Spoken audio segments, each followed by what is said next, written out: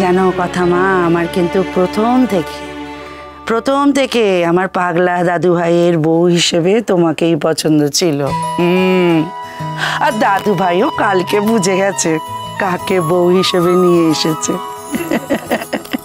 সত্যি জানো তো, মা আনন্দীর নির্দেশে কর্তামশাই তোমাকে এ বাড়িতে বউ করে এনে কি ভালো কাজ যে করেছেন কি বলবো। মানে আমার কর্তামশাই, জায়গা আমি বরঞ্চ একটু মিলিয়ে দেখে নিই, তোদের তো সবসময়। আরে দাঁড়া, আমাকে একবার দেখে। আমি করছি কর্তা দিদা।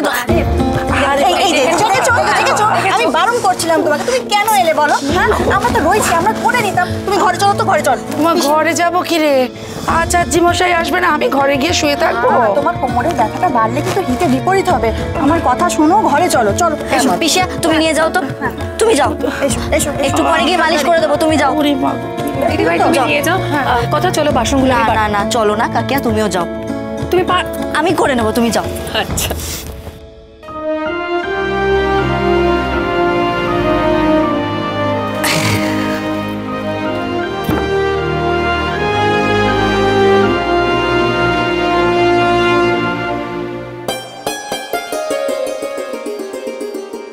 মাগো, সবার আমার ওপর এত প্রত্যাশা, আমি যেন সবার মুখ রাখতে পারি।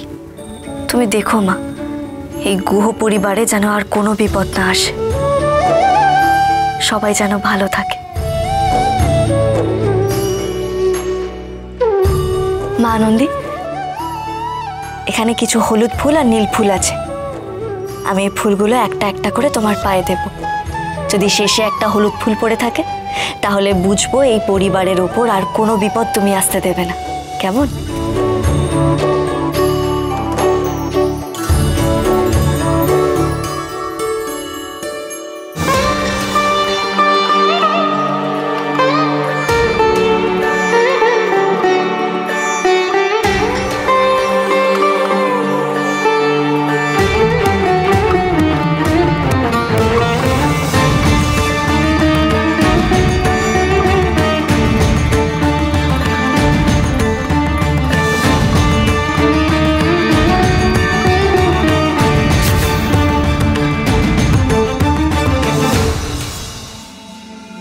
মা আনন্দী, তুমি কিসের ইঙ্গিত দিচ্ছ? আমার হাতে তো একটা নীল ফুল পড়ে থাকলো, তাহলে কি বাড়ির উপর আবার কোনো বিপদ আসতে চলেছে? না না না না, এই বাড়ির ওপর থেকে সমস্ত বিপদ তুমি কাটিয়ে দিও মা। এই বাড়িতে আর কোনো বিপদ তুমি আসতে দিও না। আমার শক্তি দিও যাতে আমি সমস্ত বিপদ কাটিয়ে উঠতে পারি। তুমি শক্তি দিও মা। কিন্তু তুমি কিসের ইঙ্গিত দিলে এটা?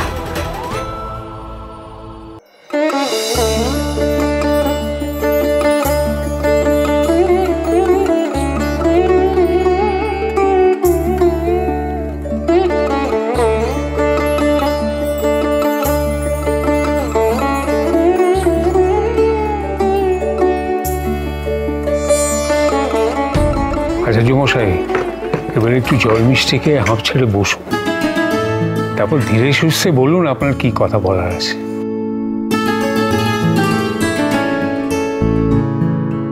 পাচক মশাই,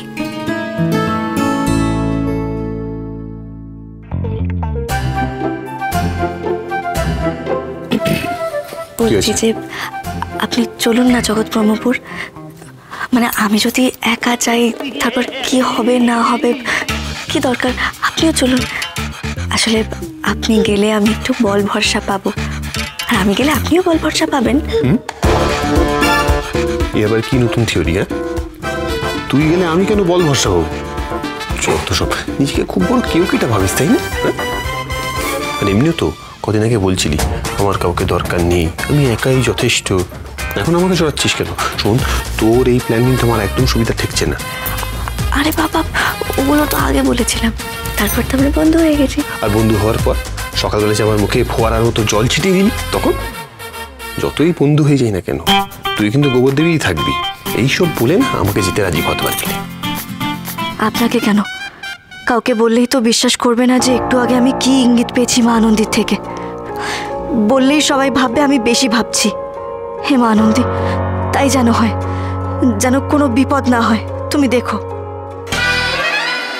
দেখুন শশীবাবু, আপনার বাড়ির মেয়ে বউরা তো সবাই আছে, আর ছেলেরাও সকলেই আছে। তো সবার সামনেই আমি একটা কথা বলতে চাই। হ্যাঁ হ্যাঁ, বলুন না।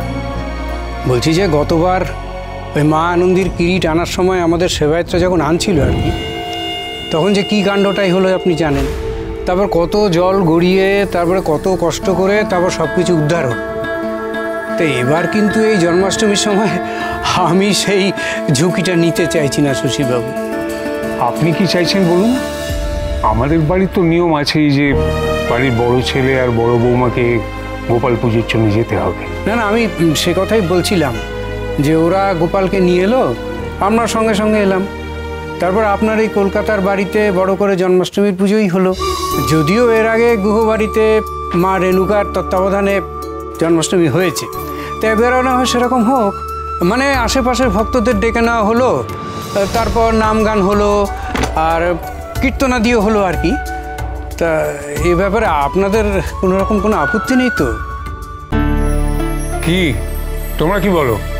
বাবা, উনি যে সমস্যার কথা বলছেন তারপর তো আর কোনো কথা বলা চলেই না। আমি বলছিলাম যে তাহলে গুহ বাড়িতেই এবারে হোক না, মজাও হবে। তোমরা কিছু বলো না। এই প্রি, কি বলছে? এই বাড়িতে নাকি কীর্তন হবে?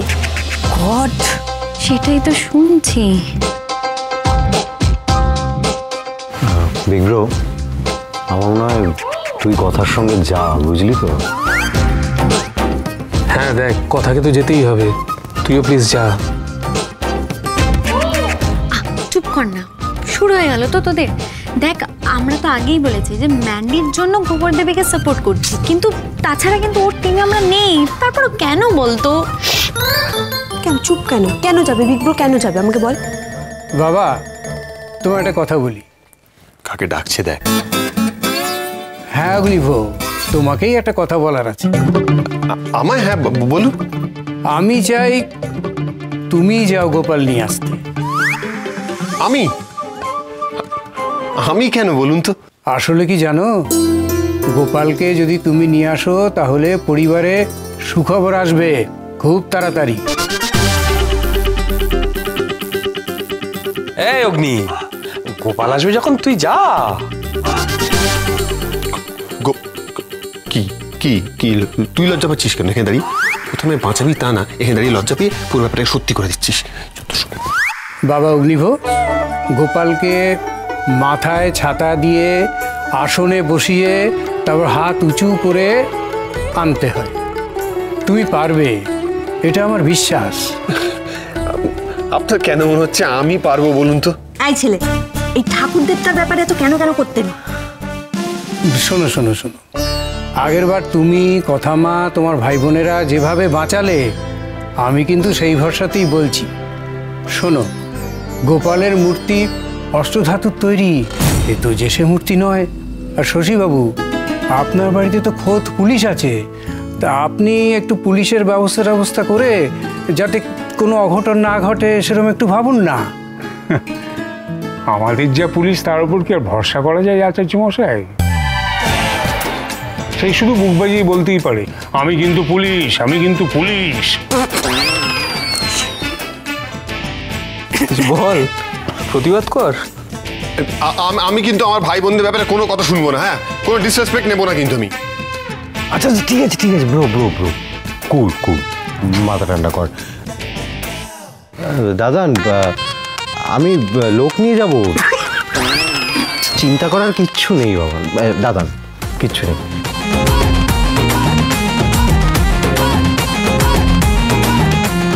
তার মানে আপনি মাথায় করে গোপাল আনতে যাবেন, তাই তো? হ্যাঁ যাবো। ওরে বাবা, আসতে বললেই হয়। আজব ভাষাই কি হলো? আপনি না এখন যাবেন না, একটু পরে অমৃত যোগ শুরু হবে। কাল পর্যন্ত থাকবে, সময়টা খুব ভালো। আপনি আর খানিকক্ষণ পরে বেরোন, কেমন? কি শেফ এদিকে এখন এসব যোগ বিয়োগ মেনে ঘর থেকে বেরোতে হবে? ভালোবাসা